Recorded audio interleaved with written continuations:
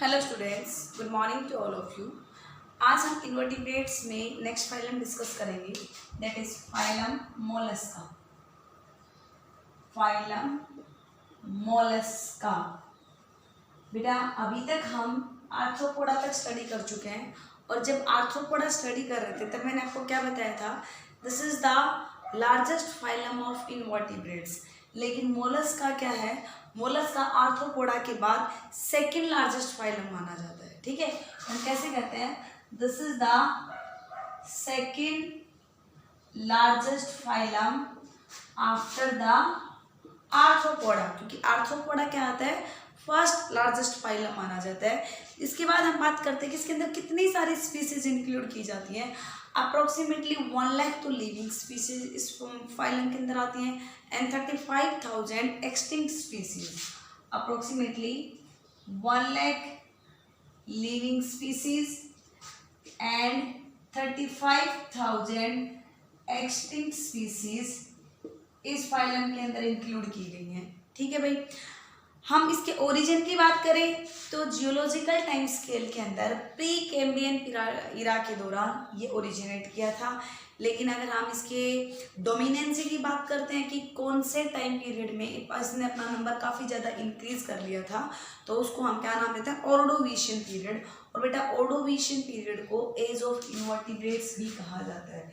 तो pre Cambrian इरा के अंदर ये ओरिजिनेट किए थे, but they dominate during the Ordovician period।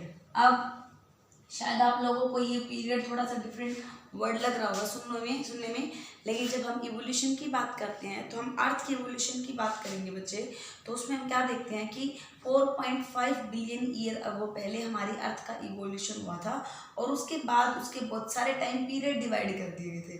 जैसे कि जब हमारी अर्थ इवोल्व हुई थी तो उसका टेम्परेचर इतना हाई था कि उस टाइम पे कोई भी लिविंग ऑर्गेनिज्म, कोई भी लाइफ हमारे अर्थ के ऊपर नहीं थी, that was called Azoic period. फिर उसके बाद आर्कियोजोइक पीरियड आए, फिर इस तरीके से ना उसमें बहुत सारे टाइम पीरियड बनाए गए थे कि कौन सा ऑर्गेनिज्म किस टाइम पीरियड में इवोल्व हुआ था। उसी बिहाफ पे हमने उनको नाम दिया गया था, भाई कोई ऑर्गेनिज्म जिस टाइम पीरियड के दौरान काफ़ी ज़्यादा नंबर में मल्टीप्लाई कर रहा है, उस पीरियड को उस ऑर्गेनिज्म के नाम से नाम दे दिया गया था। जैसे कि हम क्या नाम देते हैं कि ऑर्डोविशियन पीरियड को हम एज ऑफ इन्वर्टिब्रेट्स कहते हैं, क्योंकि इस दौरान इन्वर्टिब्रेट्स का नंबर है काफ़ी ज़्यादा इंक्रीज किया था, और जो मोलस्क हैं ये भी इसी टाइम पीरियड के दौरान क्या कर रहे थे, अपने आप को डोमिनेट कर रहे थे। ठीक है, नेक्स्ट मैं अगर बात करूँ कि मोलस्का की जो टर्म थी वो किसने दी थी, तो एक साइंटिस्ट थे जॉनस्टन नाम के साइंटिस्ट। कौन से भाई, जॉनस्टन साइंटिस्ट ने इसकी टर्म दी थी। और मोलस्का वर्ड है वो एक लैटिन वर्ड है। मोलस्का एक लैटिन वर्ड मोलिस से लिया गया था, और मोलिस का मतलब क्या होता है, सॉफ्ट बॉडीड एनिमल। ठीक है, तो मोलस्का के अंदर जितने भी ऑर्गेनिजम्स आते हैं उन सब की बॉडी बहुत ही ज़्यादा सॉफ्ट होती है। अगर हम मोलस्का के स्टडी की बात करें कि study of mollusc is known as malacology. Malacology is the study of mollusc. ठीक है, अब आपको पता है, मैंने आपको बताया कि सारे सॉफ्ट बॉडी एनिमल होते हैं, तो अपनी बॉडी को प्रोटेक्ट करने के लिए इनके बाहर की तरफ एक शेल प्रेजेंट होती है जिसको मोलस्कन सेल्स कहते हैं। और उस मोलस्का की सेल की स्टडी को हम क्या नाम देंगे भाई, that is known as conchology. ठीक है, that is known as conchology is the study of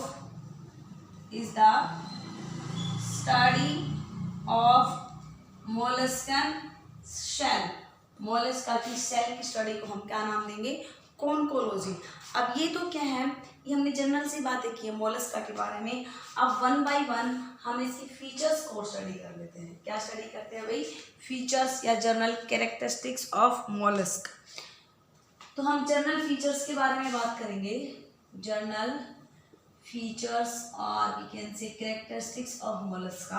अभी तक जो भी फाइलम के बारे में हम डिस्कस करते आए हैं तो उनमें से हमने क्या क्या चीज़ों की स्टडी की है। सबसे पहले हम देखते हैं उनके हैबिटेट के बारे में। सबसे पहले हम किसके बारे में डिस्कस करते हैं, हैबिटेट। तो ऐसे ही हम मोलस्क के अंदर भी बात करेंगे, तो ये दोनों तरीके के हैबिटेट में मिलेंगे, एक्वेटिक भी होते हैं और टेरेस्ट्रियल भी होंगे। अब आपको पता है एक्वेटिक फ्रेश वाटर भी होते हैं जो फ्रेश वाटर में रहें, और वो ओशंस के वाटर में भी रहते हैं जिसको हम क्या नाम देते हैं भाई, मैराइन वाटर। तो ये दोनों तरीके के वाटर में मिलेंगे। जो फ्रेश वाटर में मिलेंगे उनका कॉमन एग्जाम्पल क्या आता है भाई, यूनियो, ठीक है। मैराइन वाटर में ऑक्टोपस, सेपिया, ये कैसे मिलते हैं, मैराइन वाटर के अंदर ओशंस में जनरली देखने को मिलेंगे। कुछ फॉर्म इसकी कैसी होती हैं, टेरेस्ट्रियल भी होती हैं जो लैंड के ऊपर मिलती हैं, जैसे कि फॉर एग्जांपल लाइमेक्स, ये कैसी फॉर्म है इसकी, टेरेस्ट्रियल फॉर्म है, ठीक है भाई। इसके बाद बेटा जनरल कैरेक्टरिस्टिक्स हम सिमेट्री के बारे में बात करेंगे। आपको पता है इससे पहले मैंने 3-4 फाइनल जो भी बताए हैं उनके अंदर कैसी सिमेट्री बताई है, बाइलेटरल सिमेट्री। कुछ बच्चों को अगर अभी भी नहीं पता है बाइलेटरल और रेडियल सिमेट्री का मतलब, तो मैं फिर से बता देती हूँ भाई। मान लो ये एक ऑर्गेनिज्म है, इस ऑर्गेनिज्म के 2 इक्वल हाफ हम सिर्फ इस प्लेन के थ्रू बना सकते हैं। अगर इसको इस तरीके से हम काटेंगे तो ही दो इक्वल हाफ बनेंगी। अगर मैंने इसको ऐसे कट कर दिया तो बिल्कुल मिरर इमेज नहीं बनती है। अगर ऐसे कट कर देंगे तो भी नहीं बनेगी, ऐसे कट कर देंगे तो भी नहीं बनेगी। हमारी बॉडी में लगा लो ना कि हमारी बॉडी की 2 इक्वल मिरर इमेज कब बनती है, जब हम अपनी बॉडी को ऐसे लॉन्गिट्यूडनली कट करें। तो ऐसी सिमेट्री जिसमें एक ही प्लेन के थ्रू कट करने से 2 मिरर इमेज बनती हैं, that is known as bilateral symmetry. तो यहाँ पे कैसी होती है, बाइलेटरल सिमेट्री। नेक्स्ट अगर हम ऑर्गेनाइजेशन की बात करें तो ऑर्गेनाइजेशन कैसा होगा भाई, ऑर्गन सिस्टम लेवल का ऑर्गेनाइजेशन होगा जो कहाँ से चलता है, प्लेटीहेल्मिन्थ से। प्लेटीहेल्मिन्थ, एस्केहेल्मिन्थ, एनेलिडा, आर्थ्रोपोडा, सब के अंदर हमने कैसा सिस्टम लेवल ऑर्गेनाइजेशन स्टडी किया है, ऑर्गन सिस्टम लेवल का ऑर्गेनाइजेशन स्टडी किया है। नेक्स्ट भाई इसमें जर्म लेयर की बात करें तो ट्रिप्लोब्लास्टिक जर्म लेयर, मतलब इसमें 3 जर्म लेयर होती हैं और उन तीनों जर्म लेयर का क्या क्या नाम होगा, एक्टोडम, मीजोडम एंड एंडोडम। ये तीनों जर्म लेयर इसके अंदर प्रेजेंट होती हैं। अच्छा भाई इसके बाद अगर सीलोम की बात करें तो आपको बहुत अच्छे से पता है कि ट्रू सीलोमेट होते हैं। और बेटा ट्रू सीलोमेट में भी मैंने आपको 2 टाइप के सीलोम बताए थे, स्काइजोसीलोम और एंटेरोसीलोम। तो ये कैसे होंगे, स्काइजोसीलोमेट होंगे, लेकिन इनकी बॉडी के अंदर ब्लड फिल्ड होगा और ऐसी कैविटी को हम क्या नाम दे देते हैं, हीमोसील नाम दे देते हैं। आर्थ्रोपोड्स एंड मोलस्क दोनों के अंदर ही ओपन सर्कुलेटरी सिस्टम होगा, और ओपन सर्कुलेटरी सिस्टम में blood do not flow into the artery and veins, it directly flow the tissue via the body cavity. That means कि बॉडी कैविटी और coelom remains filled with the blood and such kind of cavity is known as haemocoel cavity, ठीक है। तो ये कैसे होते हैं भाई, हीमोसीलोमेट होते हैं। मोलस्का के अलावा कोई दूसरा हीमोसीलोमेट कौन होगा, आर्थ्रोपोडा, ठीक है भाई। अच्छा नेक्स्ट अगर हम बात करें बॉडी फॉर्म, तो बॉडी फॉर्म में ये जर्नली अनसेगमेंटेड होंगे। हमने एनेलिडा में मेटामेरिज्म की बात बताई थी कि बॉडी इंटरनली और एक्सटर्नली दोनों तरीके से डिवाइडेड होगी, और उस फिनोमेना को हमने मेटामेरिज्म नाम दिया था। और आर्थ्रोपोडा में भी मैंने सेगमेंट्स बताए थे, हेड होता है, थोरैक्स होते हैं, एब्डोमेन होते हैं। लेकिन मोलस्क के अंदर अगर हम बॉडी फॉर्म की बात करते हैं तो दे आर यूजुअली अनसेगमेंटेड। ये कैसे होते हैं, अनसेगमेंटेड होते हैं, एक्सेप्ट एक मोलस्क को छोड़ के जिसका नाम क्या है, नियोप्लीना। नियोप्लीना के अंदर क्या होती है भाई, सेगमेंटेशन प्रेजेंट होती है। नियोप्लीना के अंदर सेगमेंटेशन प्रेजेंट होती है। तो ये बात इसकी बॉडी फॉर्म। अच्छा नेक्स्ट हम बात करेंगे बॉडी डिवीजन।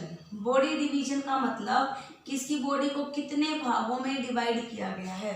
तो इसकी बॉडी के मेनली 3 पार्ट्स होते हैं, head, muscular foot and visceral hump. Body is divided into 3 parts. अभी तक किसी भी फाइलम में मैंने आपको ये वाले पार्ट्स नहीं बताए हैं। हो सकता है कि हमने हेड कईयों के बारे में डिस्कस किया हो, हेड होता है, लेकिन मस्कुलर फुट ये किसी में भी नहीं बताया था अभी तक। और तीसरी बताया गया भाई विसरल हम्प, ठीक है, विसरल हम्प। ये 3 पार्ट्स होते हैं इनकी बॉडी कैविटी के। सबसे पहला जो हेड बताया इसके अंदर क्या होता है, सेंस ऑर्गन। इनमें सेंस ऑर्गन प्रेजेंट होंगे। मस्कुलर फुट है वो लोकोमोटरी ऑर्गन का काम करता है। किसका काम करेगा भाई? लोकोमोटरी ऑर्गन का काम करेगा। और विसरल हम्प के अंदर हमारे सारे visceral organs like digestive tract, respiratory tract, excretory organ, ये सारे के सारे विसरल ऑर्गन्स हैं। They are found in the visceral hump. ये सब किसके अंदर मिलते हैं? विसरल हम्प में। तो 3 पार्ट्स में डिवाइडेड होती है बॉडी। बेटा नेक्स्ट हम बॉडी डिवीजन के बाद हम बात करें बॉडी वॉल की। तो यहाँ पे यूजुअली 2 बॉडी वॉल होती है, एपिडर्मिस और डर्मिस। यहाँ पे आउटर लेयर सिंगल लेयर जो होगी that is known as epidermis, ये आउटर और सिंगल लेयर होती है। इसके नीचे दूसरी लेयर होगी that is known as dermis. Dermis region के अंदर क्या होती है? Sheet of smooth unstriped muscles present होती है। यहाँ पे स्मूथ और unstriped muscles are found. Smooth and unstriped muscles मिलेगी हमें इसमें। अच्छा नेक्स्ट आता है यूनिक कैरेक्टरिस्टिक मेंटल। देखो मेंटल एक यूनिक कैरेक्टर है जो सिर्फ मोलस्का के अंदर देखने को मिलेगा। मेंटल क्या होता है? एक thin fleshy fold of dorsal wall covering the body.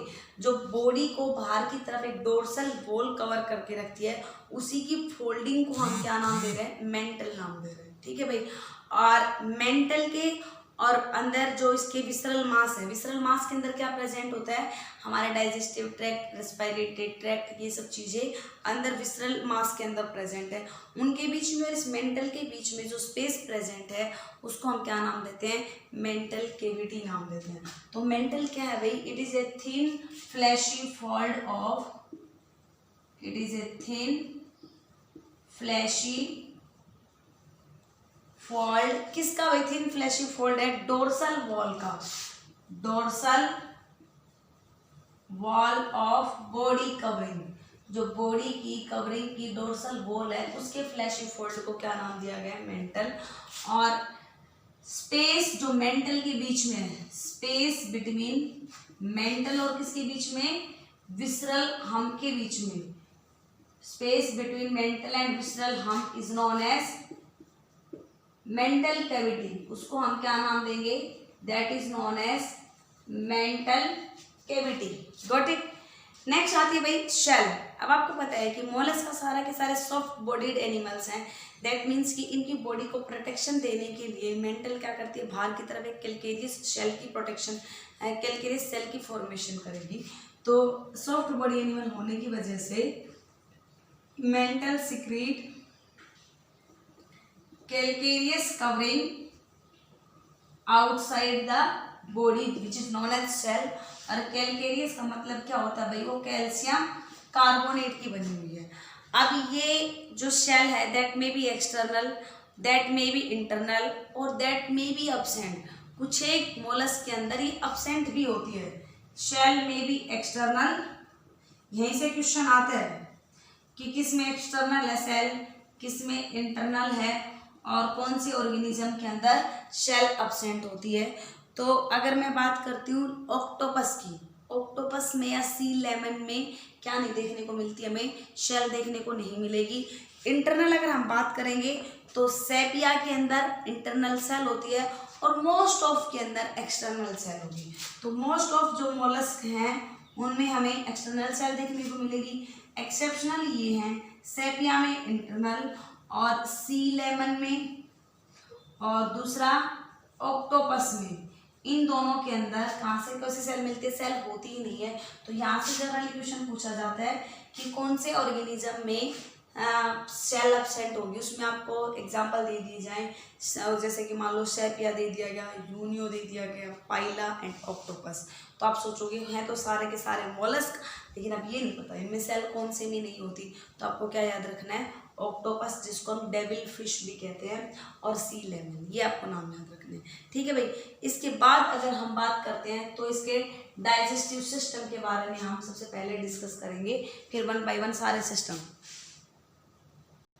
तो भाई सबसे पहले हम बात करते हैं डाइजेस्टिव सिस्टम के बारे में। तो इसकी डाइजेस्टिव ट्रैक्ट है वो लॉन्ग, क्वाइल्ड और complete. Complete digestive tract means किसके अंदर माउथ भी प्रेजेंट है और एनएस भी प्रेजेंट है। ठीक है। इसके बाद बेटा यहाँ पे एक यूनिक कैरेक्टर फिर से आता है कि इसके अंदर एक रेस्पिंग ऑर्गन प्रेजेंट होता है। कैसा ऑर्गन प्रेजेंट होगा? रेस्पिंग ऑर्गन होता है जिसका नाम होता है रेडुला। याद रखना, सिर्फ और सिर्फ मॉलस्क के अंदर ये रेस्पिंग ऑर्गन होता है रेडुला, जिसके ऊपर ट्रांसवर्स रो ऑफ टीथ भी प्रेजेंट होते हैं। Transverse row of teeth are also located on the radula. Radula का मतलब क्या होता है भाई? ये फूड को रेस्ट करने के काम आता है, चाटने के काम आता है।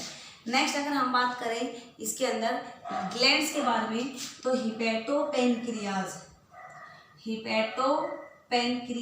एक ग्लैंड होगा जो किसकी तरह काम करता है? जो लीवर की तरह एज वेल एज पेनक्रियाज, दोनों की तरह एक्ट करेगा। उस ग्लैंड का नाम दिया गया है यहाँ पे हिपैटोपेनक्रियाज। अच्छा, डाइजेस्टिव सिस्टम के बाद अगर हम रेस्पिरेटरी सिस्टम की बात करते हैं, यहाँ पे रेस्पिरेशन किस तरीके से होगा? तो यहाँ पे गिल्स प्रेजेंट होंगे इसकी एक्वेटिक फॉर्म के अंदर। जो हमारे एक्वेटिक मोलस्क हैं उनमें गिल्स होंगे and gills are known as ctenidia. तो ये भी यूनिक है कि मोलस्का के गिल्स को हम क्या नाम देते हैं? टिनिडिया नाम देते हैं, जिनके थ्रू रेस्पायर करेंगे। ये तो किसमें हुआ? एक्वेटिक फॉर्म में। लेकिन अगर मैं टेरेस्ट्रियल फॉर्म के अंदर पूछूं कि टेरेस्ट्रियल फॉर्म में किस तरीके से रेस्पिरेशन होता है, तो लंग्स के थ्रू होता है, जिनको पल्मोनरी सैक कहा जाता है। टेरेस्ट्रियल फॉर्म में लंग्स के थ्रू होगा, they are known as pulmonary sac. Gills को तो नाम दिया टिनिडिया और पल्मोनरी सैक किसको नाम दिया गया है भाई? लंग्स को। और टेरेस्ट्रियल फॉर्म कौन थी इसकी? लाइमेक्स के अंदर लंग्स के थ्रू रेस्पिरेशन होगा। और कुछ एक ऐसी भी फॉर्म होती हैं जिनमें दोनों के थ्रू रेस्पिरेशन होता है। इसका कॉमन एग्जांपल आता है पाइला। ठीक है, पाइला के अंदर दोनों तरीके से रेस्पिरेशन होगा, दोनों मतलब गिल्स के through as well as lungs के थ्रू। ठीक है, रेस्पिरेशन के बाद नेक्स्ट आता है इसमें सर्कुलेटरी सिस्टम। कौन सा system? Circulatory system. Circulatory system as we all know कि यहाँ पे ओपन टाइप का सर्कुलेटरी सिस्टम होगा। दैट मीन्स कि ब्लड वेसल्स हैं वो यहाँ पे एब्सेंट होंगे and blood directly flows to the tissue. और इसी वजह से यहाँ पे हीमोसील कैविटी होगी, मतलब सीलोम है that remains filled with the blood. Heart के अंदर एक या दो ओरिकल्स होते हैं और एक वेंट्रिकल्स होता है। इसमें जो हार्ट प्रेजेंट होगा उसमें 1 और 2 ओरिकल्स एंड 1 वेंट्रिकल्स प्रेजेंट होंगे इनके हार्ट में। लेकिन अगर हम इसके ब्लड के कलर की बात करते हैं तो जनरली ब्लू कलर का ब्लड होगा, because of presence of a respiratory pigment which is copper containing known as haemocyanin. Haemocyanin की वजह से इसके ब्लड का कलर कैसा होता है? ब्लू कलर का होता है। ठीक है भाई, ये क्या था इसका सर्कुलेटरी सिस्टम। सर्कुलेटरी सिस्टम के बाद नेक्स्ट हम डिस्कस करेंगे एक्सक्रीटरी सिस्टम। कौन सा सिस्टम? एक्सक्रीटरी सिस्टम के बारे में डिस्कस करेंगे। तो नेक्स्ट क्या आएगा भाई? एक्सक्रीशन। एक्सक्रीशन के लिए यहाँ पे स्पेसिफिक टाइप के ऑर्गन होंगे, 2 पेयर ऑफ मेटानेफ्रिडियल ट्यूब्यूल्स, जिनको हम क्या नाम देते हैं? किडनी। क्या होंगे? 2 पेयर्स ऑफ मेटानेफ्रिडियल ट्यूब्यूल्स। देखो बेटा, ये तो मेटानेफ्रिडियल ट्यूब्यूल्स बता रहे हो, लेकिन मैंने आर्थ्रोपोडा में मालपीजियन ट्यूब्यूल्स बताए थे, है ना? मालपीजियन ट्यूब्यूल्स, और इनको हम क्या नाम देते हैं? They act as the kidney. और इसी को बेटा ऑर्गन ऑफ बोजानस भी कहा जाता है, that is also known as organ of Bojanus. ये कई बार क्वेश्चन हो सकता है कि आपसे मेटानेफ्रिडियल ट्यूब्यूल या किडनी की बजाय ऑर्गन ऑफ बोजानस पूछा जाए, तो ये किसके अंदर एक्सक्रीशन का काम करेंगे? मोलस्क के अंदर। और कैबर्स ऑर्गन, कई बार कैबर्स ऑर्गन भी एक्सक्रीशन का काम करते हैं मोलस्क के अंदर। और ये किसमें प्रेजेंट होते हैं? They are usually found in Unio. ठीक है, किसमें मिलेंगे? यूनियो के अंदर मिलेंगे। तो ये बात किसकी? एक्सक्रीशन की। अब नेक्स्ट हम देखेंगे नर्वस सिस्टम। कौन सा सिस्टम? नर्वस सिस्टम के अंदर क्या प्रेजेंट होंगे? 3 पेयर ऑफ गैंग्लिया। अगर हम नर्वस सिस्टम में देखें तो there are 3 pairs of ganglia are found. और ये गैंग्लिया कौन कौन से होते हैं भाई? इसमें से एक आता है सेरिब्रल गैंग्लिया, एक आता है पेडल गेंगलिया और एक आता है visceral ganglia. Cerebral, pedal and visceral ganglia, इनके पास क्या होती है, एक सरकमएंट्रिक रिंग होती है जिससे 4 नर्व कोड अराइज करती है। पहले आप 3 गेंगलिया देख लें, cerebral ganglia, pedal ganglia and visceral ganglia, ये तो 3 गेंगलिया होते हैं। इसके अलावा इनमें सरकमएंट्रिक रिंग प्रेजेंट होगी, nerve ring, from where 4 ventral nerve cord arise, जिससे क्या करती हैं भाई, 4 नर्व कॉर्ड अराइज करेंगी। This is about the nervous system. लेकिन अगर हम इसकी बात करें किसके बारे में, सेंस ऑर्गन, तो सेंस ऑर्गन स्टेटोसिस्ट तो आपने बहुत सारों में पढ़ लिया। स्टेटोसिस्ट एक बैलेंस मेंटेनिंग ऑर्गन होगा, लेकिन यहाँ पे एक यूनिक ऑर्गन होता है सेंस ऑर्गन का जो काम करेगा, दैट इज ओस्फ्रेडियम। तो नेक्स्ट किसके बारे में डिस्कस कर रहे हैं हम, sense organ of the mollusc. Mollusc में ओस्फ्रेडियम एक यूनिक, देखो जहाँ पे भी स्टार मार्क कर रही हूँ वो यहाँ का यूनिक कैरेक्टर है। Osphradium is a sense organ which test the physical and chemical property of water. Physical and chemical property of water. जो वाटर की फिजिकल केमिकल प्रॉपर्टी को चेक करेगा वो कौन सा ऑर्गन होता है, ओस्फ्रेडियम। एक्वेटिक ऑर्गेनिज्म है तो उनकी बॉडी के अंदर जो वाटर आ रहा है उसकी पीएच कितनी है, उसके अंदर कोई इनऑर्गेनिक ऑर्गेनिक सब्सटेंस तो नहीं प्रेजेंट है, तो कौन कौन से, उन सब को चेक करने का काम ओस्फ्रेडियम का होगा। नेक्स्ट हम बात करेंगे स्टेटोसिस्ट, जो अगेन बैलेंस मेंटेनिंग का काम करता है। Tentacles, eyes, scattered sensory sales, ये सब चीजें और प्रेजेंट होती हैं इनमें। तो एक होती है स्टेटोसिस्ट, इसके अलावा इसमें टेंटिकल्स, टेंटिकल्स के अलावा यहाँ पे होती हैं eyes, they are also found and act as the sense organ. Last one is reproduction.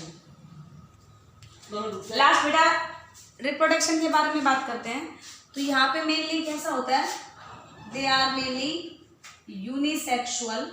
Unisexual का मतलब क्या होगा कि सेक्सुअल डायमॉर्फिज्म शो करेंगे, एक ऑर्गेनिज्म के अंदर एक ही सेक्स ऑर्गन प्रेजेंट होगा, तो हम यूनिसेक्सुअल कह सकते हैं या फिर डायोइसिस कह सकते हैं। तो सारे के सारे मोलस्क कैसे होते हैं, यूनिसेक्सुअल या डायोइसिस। बट कुछ एक फॉर्म इसकी हर्माफ्रोडाइट भी मिलती है। हर्माफ्रोडाइट आप वेल नोन है कि जिसमें मेल और फीमेल सेक्स ऑर्गन दोनों एक ही ऑर्गेनिज्म में प्रेजेंट होंगे। उसका मैं आपको एग्जांपल बता देती हूँ, Aplysia and Doris, both of these are hermaphrodite organism. ये कैसे है भाई, हर्माफ्रोडाइट्स ऑर्गेनिज्म है। अगर हम यहाँ पे एग लेइंग या यंग वन लेइंग के ब्याह पे बात करते हैं तो मोस्टली दे आर ओवीपेरस, और कुछ एक फॉर्म कैसी होती है इसकी, वीवीपेरस। मोस्टली क्या करेंगे, एग ले करती है, mostly oviparous and few are viviparous. ठीक है। फर्टिलाइजेशन कैसा होगा इनमें, फर्टिलाइजेशन आउटसाइड द बॉडी होगा, दैट मीन्स कि एक्सटर्नल फर्टिलाइजेशन होगा। और डेवलपमेंट डायरेक्ट और इनडायरेक्ट दोनों ही होती है। अगर इनडायरेक्ट डेवलपमेंट की हम बात करते हैं तो इनडायरेक्ट डेवलपमेंट में किसकी फॉर्मेशन होती है, लार्वा की फॉर्मेशन होगी। किसकी फॉर्मेशन होगी भाई, लार्वा की फॉर्मेशन। और अगेन मैं आपको बता रही हूँ क्वेश्चन वो लार्वा से हमेशा आते हैं क्योंकि लार्वा इनके यूनिक कैरेक्टरिस्टिक्स बन जाते हैं, जैसे कि trochophore larva, glochidium larva, veliger larva, trochophore, glochidium, veliger, ये सब किसके लार्वा हैं, ये सब मोलस्का के लार्वा हैं। इनमें ट्रोकोफोर तो काइटोन का लार्वा है, ग्लोचिडियम यूनियो का लार्वा है, और जो वेलिगर है डेंटेलियम का लार्वा है। ट्रोकोफोर किसका लार्वा है भाई, ये है काइटोन का, this one is of Unio, और ये है डेंटेलियम। ठीक है बेटा, डेंटेलियम को एलिफेंट्स टस्क सेल भी कहा जाता है, this is also known as elephant tusk shell. तो कुछ एक फॉर्म में हम कुछ कॉमन नेम पढ़ लेते हैं, जैसे कि डेंटेलियम को एलिफेंट टस्क शेल कहा जाता है, फाइला को एप्पल स्नेल कहा जाएगा, और शेपिया को कटल फिश कहा जाता है। इसी तरीके से जो ऑक्टोपस होता है बेटा, इसको क्या कहा जाता है, डेविल फिश भी कहा जाता है। ठीक है, आप लोगों को पहले से ही मैंने क्या सेंड किया हुआ है, जब हमने वीडियो पढ़ी थी तो आप लोगों को डिटेल में स्टडी करा दिया था। ठीक है, अब बेटा क्लासिफिकेशन और देख लेते हैं। तो क्लासिफिकेशन में हमने इसकी मेनली 6 क्लास बनाई है। यहाँ पे आप क्या देख रहे हैं, सबसे पहले मोनोप्लेकोफोरा, देन एम्फिन्यूरा, स्कैफोडा, गैस्ट्रोपोडा, पेलिसाइपोडा एंड सिफेलोपोडा। ये कितनी क्लास, इसकी 6 क्लास है। सबसे पहले हम मोनोप्लेकोफोरा के अंदर देखते हैं। ये ऐसी क्लास है जिसके ऑर्गेनिज्म के पास में आर्थ्रोपोडा और मोलस्का दोनों के कैरेक्टरिस्टिक्स होते हैं और इनमें टेंटिकल्स प्रेजेंट होंगे लेकिन आई में एब्सेंट होती है। एग्जांपल नियोप्लीना आता है। और बेटा नियोप्लीना के अंदर आर्थ्रोपोड्स और मोलस्क के दोनों के कैरेक्टर होने की वजह से it act as the connecting link. किस किस के बीच में कनेक्टिंग लिंक का काम करेगा, between the arthropoda and Mollusca. अगर आपको याद हो तो एनालिडा और आर्थ्रोपोडा में कनेक्टिंग लिंक कौन होता है भाई, वहाँ पे हमने पढ़ा था पेरिपेटस। ठीक है, एम्फिन्यूरा में टेंटिकल्स और आइज या तो रिड्यूस्ड होते हैं या एब्सेंट होते हैं। एग्जांपल इसमें काइटोन आ गया। ठीक है, स्कैफोडा के अंदर जो शेल्स है वो ट्यूबुलर शेप की होगी, दोनों तरीके से, वो दोनों तरफ से ओपन शेल होगी इसके अंदर। ये इसका यूनिक कैरेक्टर है। डेंटेलियम इसमें आएगा। गैस्ट्रोपोडा को इन सारी क्लास में सबसे लार्जेस्ट क्लास माना गया है। इसकी खास बात क्या है कि इसके एम्ब्रियो में तो सिमेट्री होती है, लेकिन जैसे जैसे वो अडल्ट बन जाते हैं तो उनकी बॉडी ट्विस्ट कर जाएगी, वो टॉर्जन शो करती है। जैसे कि हम लोग जो भी शंख आप लोगों ने सुना है उसके अंदर जो ऑर्गेनिजम्स रहते हैं वो सब इस क्लास से बिलोंग करते हैं, तो उनकी ऐसी ट्विस्टेड बॉडी होगी तो उसमें कोई सिमेट्री नहीं होती, दे बिकम्स एसिमेट्रिकल। कॉमन एग्जांपल कौन आएंगे, पाइला, डोरिस, अप्लेसिया, वो सब इससे बिलोंग करते हैं। नेक्स्ट पेलिसाइपोडा को हम बाइवाल्वे भी कहते हैं क्योंकि इसके सेल के अंदर 2 इक्वल हाफ होंगी, उनसे बनी होती है। यूनियो, पैक्टिन और पिंक टाडा। बेटा जो पिंक टाडा है इसको हम पर्ल ओयस्टर भी कहते हैं। इसको हम क्या कहते हैं, पर्ल ओयस्टर भी कहते हैं, जिससे पर्ल की फॉर्मेशन की जाती है। और सिफेलोपोडा है, सारे इनवर्टिब्रेट्स में सबसे टॉप लेवल पे ये वाले आते हैं सिफेलोपोड्स। और इनको नाम क्यों दिया गया सिफेलोवर्ड, क्योंकि इनका हेड और फुट है वो दोनों के दोनों कंबाइन हो जाते हैं, that's why they are called cephalopods. सारे इनवर्टिब्रेट्स में टॉप पे आते हैं। सेपिया, लोलिगोर, ऑक्टोपस है, ये किसके अंदर आते हैं, हमारे सिफेलोपोड्स के अंदर आते हैं। तो इसके साथ में हमने मोलस्का को कंप्लीट कर लिया है। हमने इसके क्लासिफिकेशन के बारे में भी पढ़ा। अब आप क्या करेंगे, मोलस्क के क्वेश्चन सोल्व करेंगे। ओके स्टूडेंट्स, थैंक यू बेटा।